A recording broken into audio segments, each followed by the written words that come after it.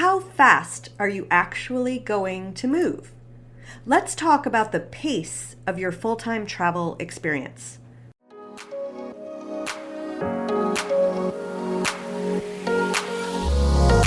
Welcome to How to Travel Full-Time, the podcast that helps you turn your dream of full-time travel into a realistic and sustainable lifestyle. I'm your host, certified professional coach, TEDx speaker, and New York Times featured travel lifestyle strategist, Heather Markel. I'm excited to get you motivated and going with tips, real-life stories, and strategies from someone who's been living the lifestyle since 2018. Let's jump in.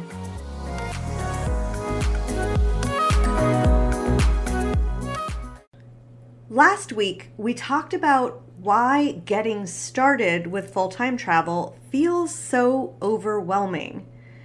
Today, I want to talk about something that has a lot of impact on, well, everything. That is, how fast are you actually planning to move once you're on the road? Because when you're planning the lifestyle and you're looking in at it from other people's experiences, you're no doubt excited to see new cities, new countries, have those new experiences, but you're used to vacation travel. And so you can only picture traveling full time as something like an extended vacation. And on vacation, we're trying to see the maximum amount of things in a limited amount of time. But full-time travel is not a vacation. And if you try to travel at vacation speed, you're going to burn out pretty quickly. So today, I want to walk through what constant movement really looks like, what slow travel actually means, and how to figure out what works for you. When I first started thinking about full-time travel, I imagined seeing everything I thought, right? Like I thought I was in a race to get passport stamps from everywhere. And by the way, side note, passport stamps are getting harder and harder to get. It's a real bummer. I guess they're phasing it out with the new electronic everything, but super bummed. Anyway, it took me a while to grasp this idea of extended time to travel. And so I remember towards the beginning of my traveling full time, I was in Argentina, which is a huge country. And I felt so much pressure to see as much of it as I could. So I changed cities every 3 days. I felt like I just had to see as much as possible, like I might never come back, so I better see it all right now. And this kind of mindset makes sense when you only have, say, 10 vacation days a year, and that's it, and you gotta stretch it out as well as you can.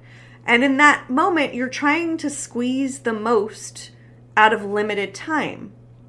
But when your time isn't limited in the same way, speed becomes a choice, not a necessity. And I had to learn that the hard way. And the reason I say the hard way is because every time you change locations, you're doing more than just sightseeing. You have to arrive, you have to find where you're going to stay, you have to unpack, you have to figure out where the grocery store is. You got to figure out, is there Wi-Fi? How do you get it? Where is it? Potentially, you have to adapt to a new time zone and then figure out the new currency and how that links to your base currency. You need to figure out where you're going next. Then you got to plan where that will be. Then the transportation to get there. You got to find another place to stay. You got to pack. You get the picture. It's a lot of stuff to do. Now, imagine doing all that every 3 days.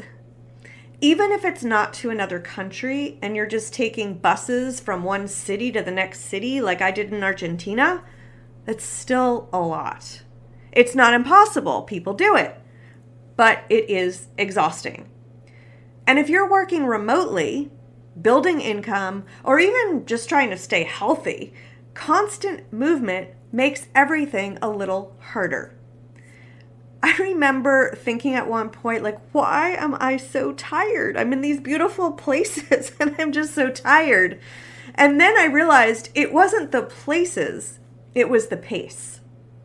When I realized I was burning out on traveling too quickly, what was supposed to be a 3-day stay in Posadas, Argentina, a town which, by the way, when I stayed there, had literally zero tourism. No joke. There was nothing, no sights to see, there were no tours, there were no free walking tours, nothing. I ended up spending 2 weeks because I just needed a rest from my, at the time, too fast pace of travel. Now, I'm sure you've heard the term slow travel. That might excite you, and it might terrify you, depending on your relationship to boredom. Slow travel does not mean that you're sitting around doing nothing. It just means that you're staying in one place long enough to feel settled, kind of like you live there, instead of like you just took a trip there and saw a few sights. For some people, that could be 2 weeks. For others, it could be a month or more. When you stay someplace longer, you unpack. You stop checking Google Maps every 5 minutes to figure out where you are and where you're going and how to get there.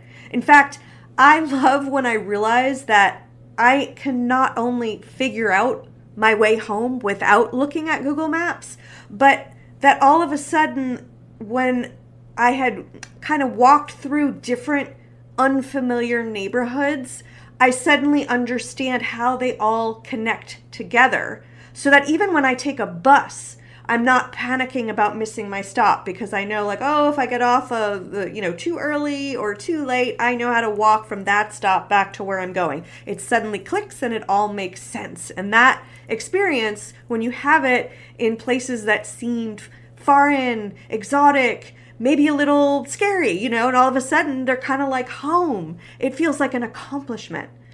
You find your coffee shop, you figure out your rhythm, and something shifts, right? You're not trying to do every single site there is in the city.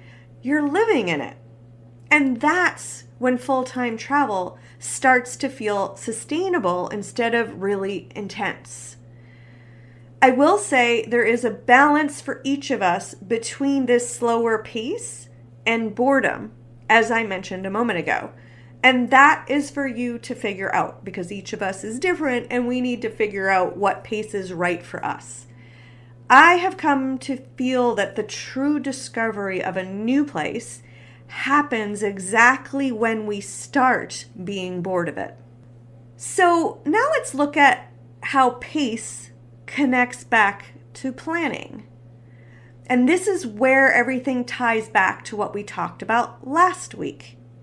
Your pace is going to impact your housing strategy, where you're going to stay and for how long. It will impact your budget, because how much you're going to need for each place and how expensive accommodation is. If you stay somewhere longer, it can actually bring the price down as an option, right? Your visa choices are going to be impacted, your energy levels, your work schedule. So, if you plan to move every week, like I said, your costs will be higher. Your transportation planning will be more complex. And your logistics, all the things you need to do, are going to stack up really quickly. If you plan to stay longer, different doors open. Things like longer term rentals, lower costs, more stability. And this is why deciding your pace before you leave matters, because it shapes everything else.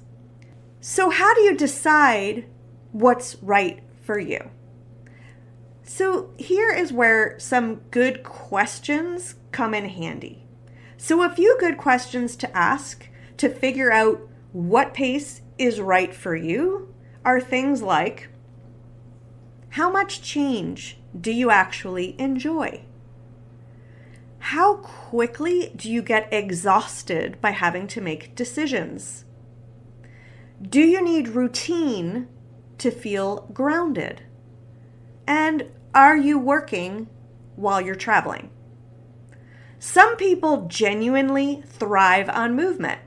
Other people want to enjoy sitting still and take the pressure off having to move around so much, and maybe even have the time to make friends with locals. The important thing is to experiment and to figure out what pace makes you feel happiest. By the way, sometimes that is a work in progress. The longer you travel full-time, the more your pacing is likely to change. So you need to pay attention to those emotional and fatigue signs that it's time to change your pace. That's really important.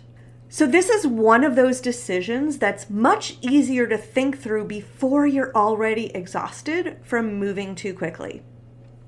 And if you are still in the early planning stages and you're trying to figure out how all of this fits together, the Travel Lifestyle Launchpad walks you through these and other essential decisions you need to consider step by step instead of all at once.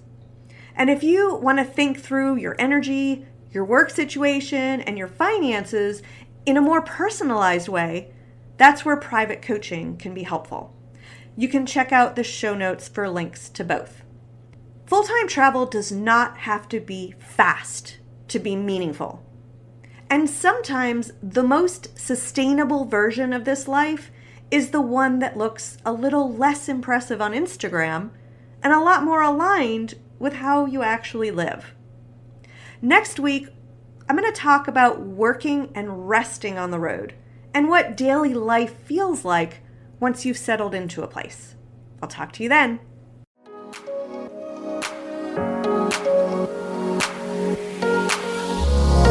Thanks for listening.